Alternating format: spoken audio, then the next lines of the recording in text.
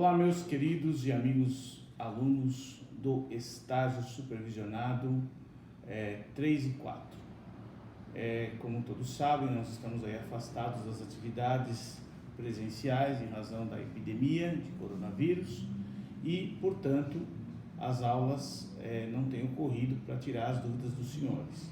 Mas as obrigações permanecem e aqui estou eu para trazer alguns esclarecimentos, algumas informações que entendo que sejam importantes para os senhores construírem aí as suas petições, os seus trabalhos para no futuro entregarem no NPJ, ok?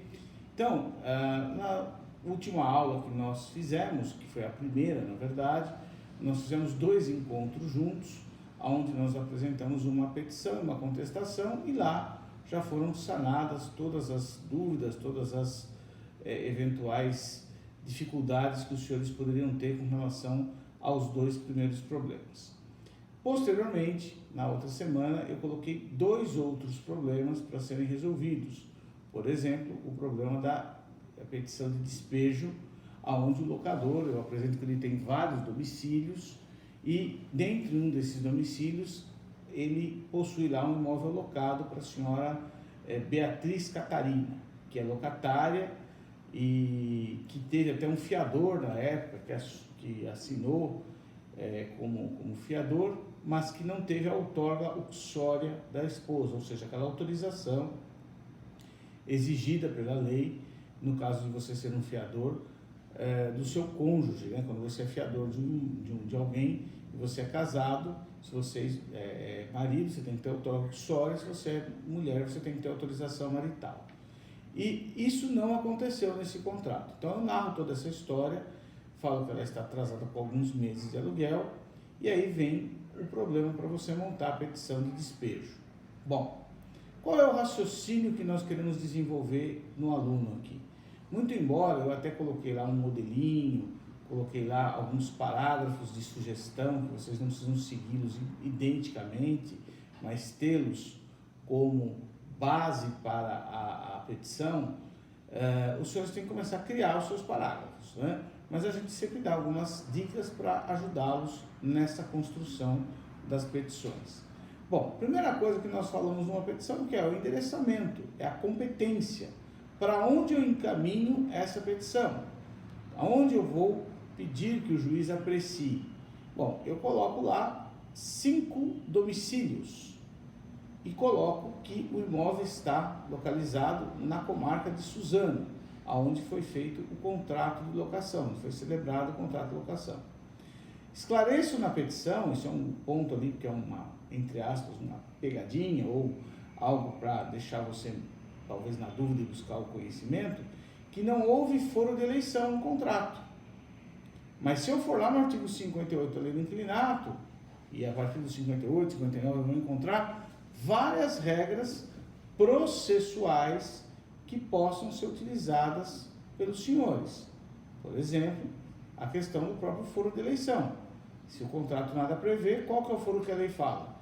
Do domicílio no local da locação. Então, caso aí, o lugar mais indicado seria a comarca de Suzano, ok? Eu vou trabalhar com base no domicílio do réu, com base no domicílio onde está o imóvel. Muito bem. Uma vez feito isso, uma vez colocada essa questão do foro, nós vamos qualificar as partes. Quem são as partes dessa ação? Nós temos o locador, que está lá indicado, nós temos a locatária e temos os fiadores. Vamos prestar atenção nessa questão dos fiadores. Primeiro, diante das informações que eu passei, essa fiança ela é válida? Essa fiança ela traz garantia realmente para o locador do imóvel?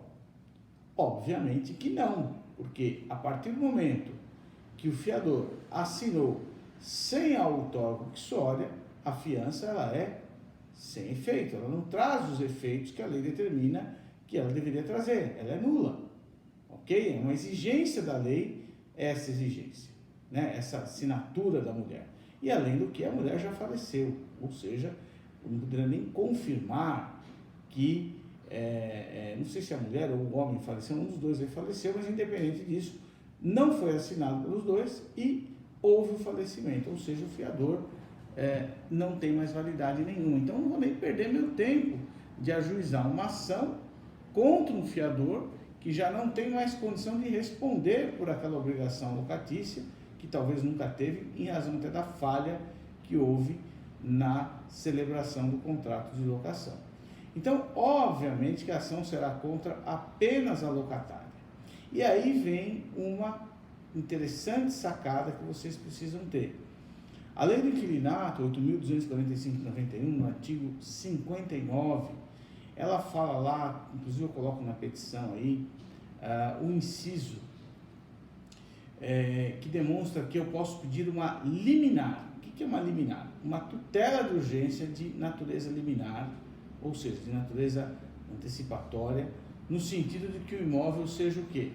Desocupado logo de início, assim que sair o mandado de citação, o juiz já deve dar os 15 dias para desocupação do imóvel.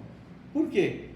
Porque a fiança não é válida. E se o contrato não tem fiança, ou seja, e não foi substituída por outra garantia, o proprietário pode requerer, obviamente, que a desocupação do imóvel, mesmo antes do julgamento final da ação. Então, olha aí que interessante, lá no artigo 59, se não me falha a memória, inciso 9, vocês dão uma olhadinha ali que tem essa justificativa. Até coloco no modelinho da peça que eu ponho para vocês ali. Então, tem que prestar atenção nisso e justificar na petição. Colocar lá um parágrafo que, muito embora o contrato tenha a menção de uma pessoa que figurou como fiador, essa fiança ela é considerada nula, porque não houve assinatura por parte da esposa desse fiador, que já faleceu, e, portanto, essa fiança não tem efeito jurídico nenhum, portanto, a locação está desprovida de garantia.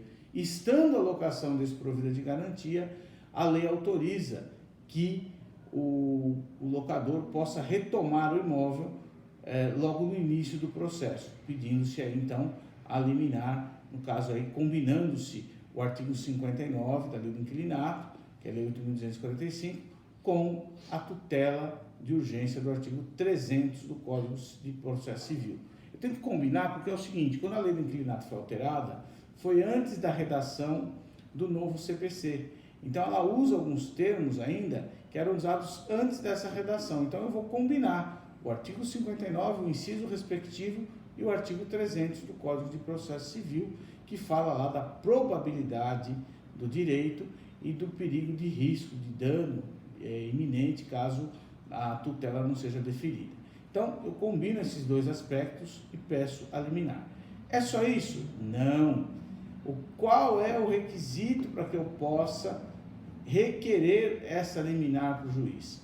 O requisito justamente é qual? Que eu deposite também até 3 aluguéis do valor atual do aluguel em caução, ou seja, como garantia para que essa medida seja executada.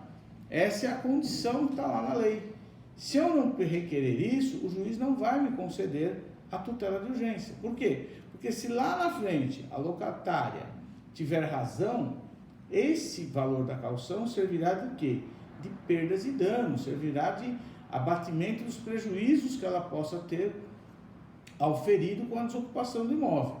E aí os senhores vão ver que lá na contestação, que eu vou fazer depois aqui o outro vídeo, o que eu falo lá do porquê que ela não pagou. Mas aí é um outro capítulo.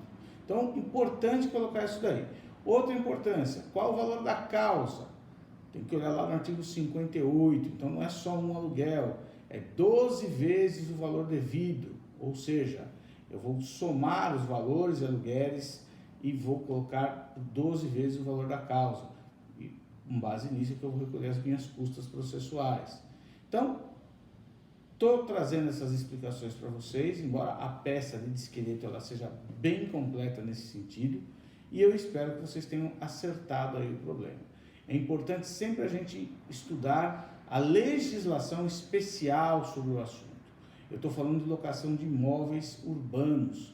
Quando eu falo de locação de imóveis urbanos, eu tenho uma lei que, muito embora seja de 91, ela está em pleno vigor em plena atividade, porque nem o Código Civil, nem o Código de Processo Civil revogou essa lei.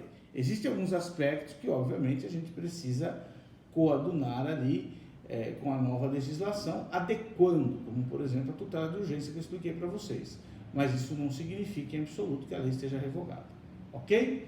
Espero que vocês tenham aproveitado esse vídeo e esperamos que tão logo estejamos juntos aí novamente para sanar eventuais dúvidas nas aulas presenciais.